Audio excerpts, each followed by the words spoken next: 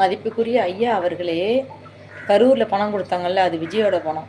ஓகேவா? அது முதல்ல புரிஞ்சுக்கோங்க. தயவு செஞ்சு இங்கே கமெண்ட் பண்ணுறவங்கள்ட்டலாம் எல்லாத்தும் ஒரு கருத்தை நான் சொல்லிக்கிறேன்.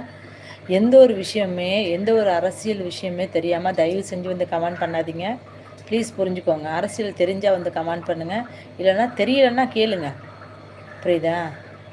பணம் யாருதுன்னு கேட்குறீங்களே, அப்போ நான் அரசு பணத்தை எடுத்து அவங்க கொடுத்தாங்க. மகாபலிபுரத்தில் மீட் பண்ணாங்க, வர சொன்னாங்க, பேசுனாங்க. மாதம் மாதம் 5000 ரூபா விஜயோட சொந்த காசு கொடுத்துட்ருக்குறாங்க. மருத்துவ செலவுக்காக பார்க்குறாங்க, ஹையர் ஸ்டடீஸ்க்காகவும் ஸ்கூலுக்காகவும் ஹெல்ப் பண்ணிகிட்ருக்குறாங்க. உங்களுக்கு எதுவும் புரியலை, அதுதான் உண்மை. இதுக்கு மேலே உங்கள்கிட்ட பேசுகிறது வேஸ்ட்டு, அவ்வளோதான். நீங்கள் லைவ் போட்டதுலேருந்து வந்து குதர்க்கமாகவே கேள்வி கேட்டுட்ருக்கீங்க.